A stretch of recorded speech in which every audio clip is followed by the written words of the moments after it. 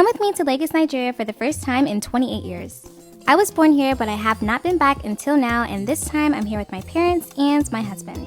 The last time I was here, I was just their little 4-month-old baby, so it feels surreal to finally be here. My Uncle Ifeanyi picked us up from the airport and made sure everything was sorted with our luggage and transportation. My uncle thought it was so funny that I was recording.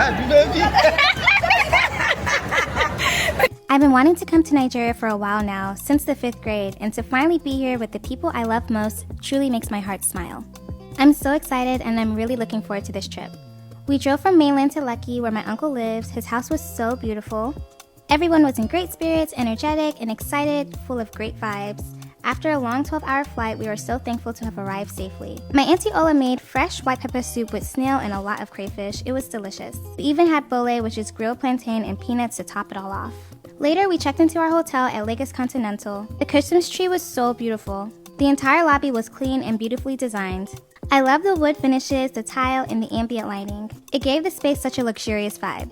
The hotel is located in Victoria Island, which is a central spot with plenty of things to do. The bathroom is really clean too. We later met up with Chris's dad, who took us to a restaurant called Eden. He insisted we try Chapman, which was pretty good. And this concludes day 1 in Lagos. Stay tuned for more. I can't believe our 2 weeks in Nigeria have come to an end. On our last day, we went to Echo Market to grab a few items. But after picking up some shea butter, we almost got ran over.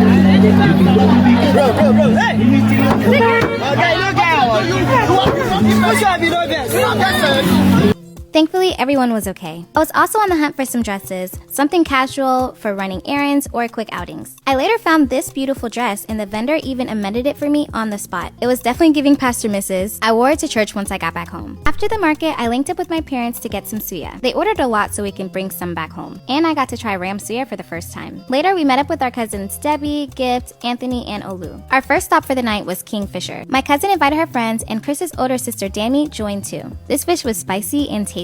Afterwards, we headed out to Vanity and we had so much fun.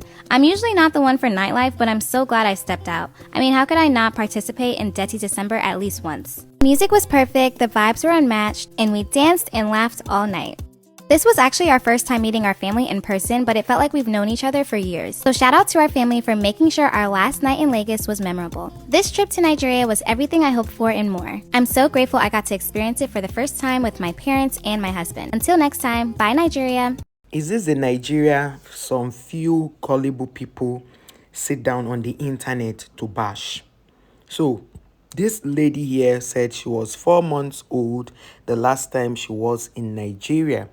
And now she's 28 years.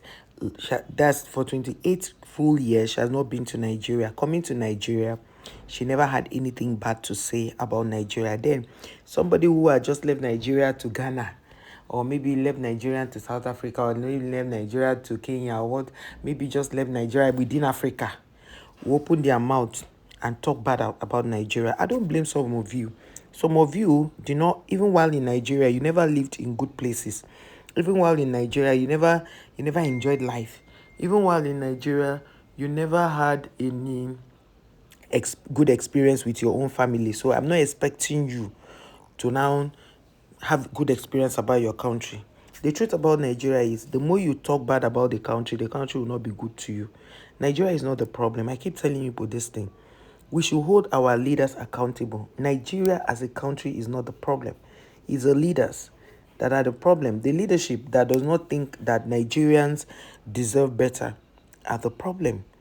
So I don't see any reason why you should try to always talk down on your country just so that you will look good in the eyes of a few people. That's complex issues, you know. And she's happy. She came with her husband. Those of you who talked about insecurity, you can see that Nigeria is very safe. They were doing videos in the markets. And the only thing that happened was, which is normal, like an accident, somebody driving into the street and almost hit them, which is normal. That one is normal in any way. Some drivers can be very funny. But to say that your own country, Nigeria, is bad so that you get views, is that one that is even making me angry. If I like, let me not have views. As far as Nigeria is projected in a good light, that's what I am up for. I will keep projecting Nigeria, promoting Nigerians in a good light. And I want to say a very big thank you to all of you that come to my videos to watch, who are true patriotic Nigerians. Thank you for watching. I'll see you in the next.